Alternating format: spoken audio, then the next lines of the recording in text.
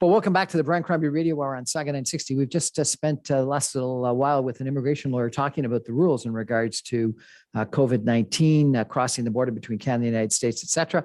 And I thought we'd check in with a buddy. I'd like to call you a buddy. I hope that's appropriate. The mayor of Niagara Falls, Jim Diodati. I had the pleasure of being at a couple of fundraising events for you, and they've been spectacular. And then we had this interesting situation where I was the sort of play CFO in a director's college event, and you were one of the participants in the class. And neither of us knew that the other one was going to be there, and we ended up having a fun couple of days together at director's college. And I was extremely impressed with you then, as I have been at other times. So Mayor Diodati of Niagara Falls, welcome to our show. Hey, thanks for having me, Brian. That was great seeing you at the Directors College. You're a great CEO. You played the role perfectly. You put us on our toes, dropped us back on our heels, and made for good drama. Like it felt like we were in a boardroom. It was fun. It was fun. So COVID-19, we can talk about a little bit about the impact on Niagara Falls, because it's probably been devastating to your tourism industry. But bottom line, right now, as of a couple of days ago, the rules in regards to crossing the Canadian border from the United States have not changed, while the border crossing rules to go to the United States have changed. And I've heard that you've had a point of view on this testing requirement. Tell me a little bit about what you think should happen and why. Well, the requirement to come into Canada of having a negative PCR test is cumbersome, expensive, and restrictive. And it's been just what we don't need. I mean, I understand why in the beginning it was important. Now that we've achieved 85% full vaccination of all eligible Canadians and about 88% with one dose, we're way above what they originally expected when they were targeting 60%. Our numbers are fantastic. And we know from August, when we opened up to Americans, they have not returned. And, as a kid, Brian, I remember we would drive around and my brothers and my sister and I would see who could see the most license plates from the most states and provinces. Well, these days you just see a smattering of New York State license plates. They're just slowly trickling back. And the reason is a lot of visitors are a lot like water. They take the path of least resistance. And half of the population, almost half the population of North America is within a day's drive of Niagara Falls. And most of them will come across with their family. And when you tell them we're going to have to add $1,000 to your vacation to come here to get a test, and you're going to say, but I'm already vaccinated. And we're going to say, we know that. You still have to pay it. They will opt to not come. And they're passing on Canada, and they're doing other destinations, including Europe, who have already dropped the PCR testing. So they're not doing it in the US. They're not doing it in Europe. Our numbers are fantastic. And that's what we're asking them to do. Please drop this unnecessary step. We get why we needed it in the beginning. It's now outlived its usefulness. And I'll give you a perfect example. People can get them in Canada now. You can go to your local health system and get it to cross into the US because they're good for 3 days. So you go to Buffalo, go to a tailgate party for the Bills with 60,000 of your closest friends, then hang out in a stadium with 70,000 people, then go to the Anchor Bar in downtown Buffalo with a few hundred people and eat chicken wings and pizza and listen to live entertainment, go to Tops or Wegmans on your way back, and then you're going to come back and present that test that you had done the day before in Canada. Tell me how that test in any way has anything to do with any of the activity that you did in the US. It's useless. And that's why I'm glad that Dr. Tam is saying that she's reviewing the regulations. And I'm very hopeful that on the 21st, the next day that they typically renew or change their regulations for coming into Canada, I'm hoping they're going to drop that aspect. And so you've been talking to people, you've done a lot of media hits on this. What's the response been? It's been very good. I think most people are aligned. I mean, we've had the heads of the Canadian Chambers of Commerce, the duty-free stores, the Hotel Motel Association, a lot of business groups, small business groups, political groups, cross-border mayors, MPs, MPPs, also congressmen and senators. And we're all aligned. We all say we get why we needed it before. Hopefully you get why we don't need it now. And it's called risk management. I mean, we understand that nothing's without risk. Life is a risk. No one gets out of life alive. And we're saying it's about risk management. People die in cars every day. We don't ban driving of cars. What we do is we try to take reasonable measures, seatbelts, airbags. You have to have a driver's test. You don't drink and drive. You do things to minimize and mitigate the risk. And we're saying we got vaccinated. That should be the panacea. We all have hand sanitizer. We all carry masks. Come on. there's got to be a point where you say, this is a little bit over the top. It's time to remove it because you are killing us. Because some have taken only an insular look and they're only looking at the COVID numbers, not the mental health numbers, the emotional distress, the financial ruin, families crumbling. They're not looking at all the other things. And, it's oftentimes it's the PTSD that kills more soldiers than the war itself. It's the peripheral and collateral damage. And that's my concern right now. Tourism is dying. Niagara Falls is one of many tourist destinations. You must have been just hanging on. You must have just been unbelievably impacted. Give me a sense. Give everyone a sense of what's happening in Niagara Falls. Okay, Brian, that's a great point to bring up. That Niagara Falls is Canada's #1 leisure destination. We get upwards of 14 million people every year. And typically 25% come from the US and they represent 50% of the revenue. So it's significant. Now, they spend their money. Yeah, and they stay long and spend large. And imagine any business, it's not easy to be successful in business, period. In the best of times, how about the worst of times when you cut off half your business overnight? And in Niagara, 40,000 people count on tourism to feed their families. So it was instantly and overnight devastating for us here in Niagara Falls. What's happened to the businesses? Like, have they closed? Have they gone into bankruptcy? What's been happening? So many have, and we had to pivot as a community, and we were one of the very first. We were very aggressively helping business. An example would be expanding and opening patios. We removed all licensing and permit fees. We allowed them to expand onto roadways and public areas and sidewalks. And we tried to do everything we could in a reasonable and safe way to support these businesses because, the backbone of any economy is small and medium business. They're the ones that sponsor our little league teams. They're the ones we go to when we want donations for whatever the event is that's going on. They needed our help. We try to promote drive-through food pickups, curbside deliveries, and we did a lot of these things. But having said that, even with all that, with the government assistance, and thank goodness for that, we were still devastated here in tourism. And I think Lisa MacLeod, the Minister of Tourism, said we were like the canary in the coal mine. We were affected the first and the hardest. So it hit us and especially the fact that no one was prepared for it. No one was saving for it. We didn't see it coming. It just kind of hit us out of nowhere. So it's been for a border town like Niagara Falls. And I know people say, well, you should diversify your economy. We don't disagree, but it's hard not to be heavily dependent on tourism when you live right next to one of the great natural wonders of the planet. It's hard not to have a big impact in tourism.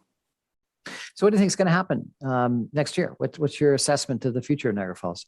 Well, here's the way I look at it. The sooner we can lift this last, I'll just say the sooner we can iron out this last wrinkle being the PCR testing. And if you have to do random antigen tests or something like that, the way they do car inspections, they don't inspect every car, but every so often when they feel they need to, they send you for secondary. So maybe we do that, some random antigen testing, rapid testing, and then we can get a flavor and a feel for what's going on. We know the numbers are going to go up every time we loosen restrictions. Of course, that's going to happen, but then it plateaus and then it tapers off. That's the way it's happened throughout this pandemic. So let's keep an eye. Let's see if it follows the same trajectory. I do believe if we get the PCR test requirement dropped soon enough, we'll have time to market to the Americans next year to come back and visit. Because right now we're planning our marketing dollars for next year and what our messaging is going to be. And if we wait too long, we're not going to have an opportunity to get the message because confused tourists do nothing. And we want to make sure they get the message. Canada is once again open and safe to visit. And we'll tell them about our programs here like safetoplay.ca, safetostay.ca, where we've gone above and beyond protocols to make sure that anyone that comes here can rest assured that it's safe for them and for their families. I got to tell you a little personal story. I was down in the United States. It wasn't a ground border crossing I went across. I was going to fly back to Canada. I went over Labor Day weekend, and because of the 72-hour requirement and the fact that it was Labor Day weekend, all the pharmacies and places where I could go get vaccination were closed both the Sunday and the Monday. And so I either had to get it Saturday, but Saturday wasn't within the 72 hours. So I had to wait until the Tuesday to get it. So I went and I got in the Tuesday. I took the test and I had a flight Wednesday afternoon. On Wednesday morning, I get an email from the place I went to. The test it was inconclusive. I guess I didn't think, put the thing up far enough from my nose, or who knows what ended up happening. So I had to change the flight, which cost me money. I had to pay for another test, which cost me money. And I had to go get this second test, and I booked my flight for the Thursday. And then Thursday, I'm on the way to the airport, no email, no results. I didn't know. And so I was obviously sweating it. Finally, just got a negative result as I was literally getting out of the taxi at the airport. Thank God. And then you upload it to a CAN pass or whatever it's called system that they've got, Arrive CAN. Nobody asked for proof, so I did have to say on this Arrive CAN that I got it, but you don't upload anything to prove it. And I think one person said, "Did you get a test done?" But no one asked for it, not at the airline or at customs. So I had to go through all this process. It cost me a couple $100, a whole bunch of hassles, a change fee. No one actually ever asked for the test. And then I was wondering, so what if I'd actually gotten it? You're telling me I can't come back to a Canadian doctor or a Canadian hospital, even though I'm a Canadian citizen? I'm going to get stuck in the United States? Like, is that what our rules are suggesting? It just made no sense to me. I'll give you another example. One of my brothers was traveling back. Him and his wife were coming back down the U.S. coast, and they did their test and they tried to time it so that the results would be here by the time they got to the Canadian land crossing border. And the test results never came in.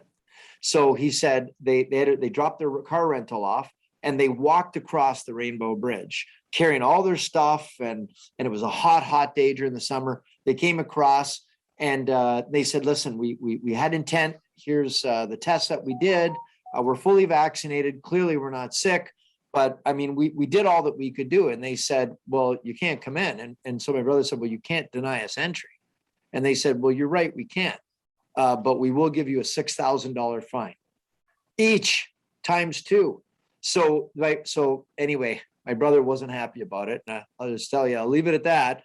They end up getting just a warning, but $6,000 fine each. Yep. And that's what it is. And here I know someone last week, $6,300. So that's the kind of power that they have at the border. So people know that. So luckily you didn't get checked. But some of them are over the top. And you know how it is. Depends if you get somebody that's going to be empathetic to your situation or not. That's crazy. Who wants to plan a trip around hope? It's not a good strategy. And so that's why we're saying, let's remove this. If it was really keeping us safer, I get it. Show me the argument on how it's really keeping us safer. If we know the outcome and the efficacy of full vaccination.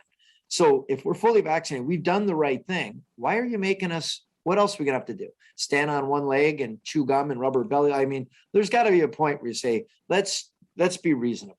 How's your job changed in the last year and a half? Oh, my God. So, there is no pandemic for dummies. There was no COVID 101 that we could take before COVID. And, I did speak with the mayor of Milton, Gordon Krantz, the longest serving mayor in Canadian history. He's been the mayor for 40 years, as you probably know. And I bounce things off him every so often just because he's been around, he's seen a lot. And I'm really curious to get his perspective on it. And I said, how would this compare to other things you've been through? Like, I don't know, 9/11. And he said, those are like a little rainfall. This is a tsunami. There is no comparison what we're going through. And I got to tell you, I've been through a lot of different interesting things. And Niagara Falls is a real interesting location because I call us the Coca-Cola of municipalities. Our brand is one of the biggest brands in the world in terms of recognition and city. And yet we're not a big city. We're only 100,000 people, but we get 14 million people. So this weird dichotomy, it's a unique situation. River City, we like to say, and a border town. So trying to deal with all the craziness that was going on. COVID, I found the stress, the anxiety, the anger that was put on people, the pressure. You saw some ugliness. It wasn't always, I didn't see the best in people coming out all the time. And it's too bad. We all react differently to stress. Some people don't react well at all. And then you mix that in with social media. You give everyone a keyboard where they can air their dirty laundry and whatever they're upset about.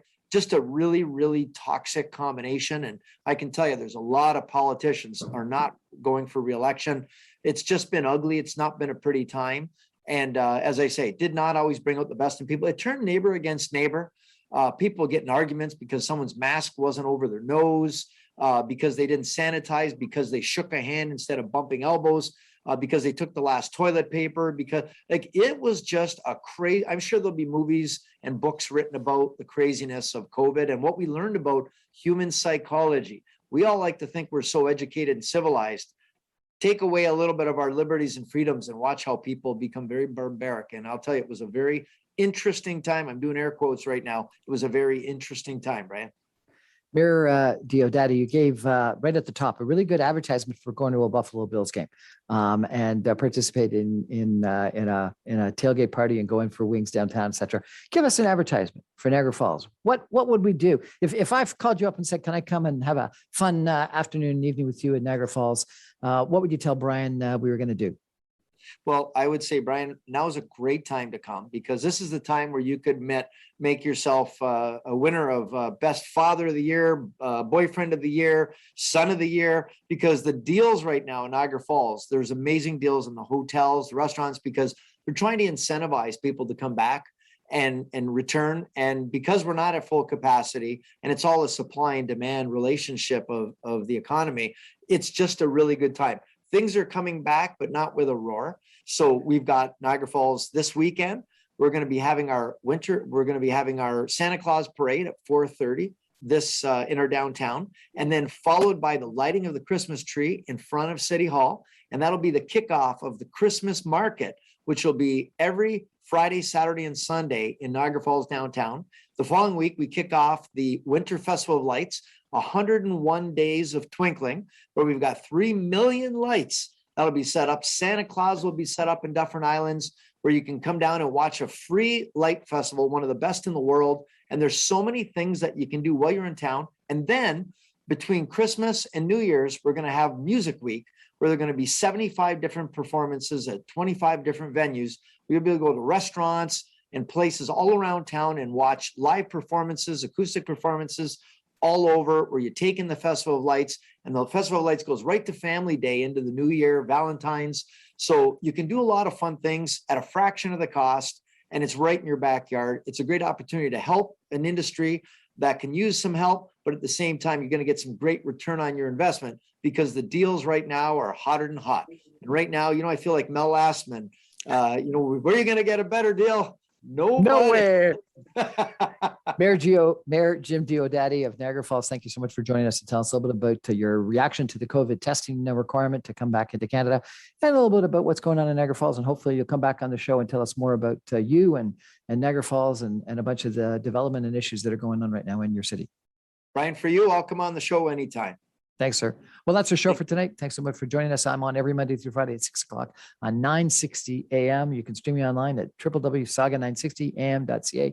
Mayor Jim Diodati, Niagara Falls, and everyone else, thanks very much. Good night.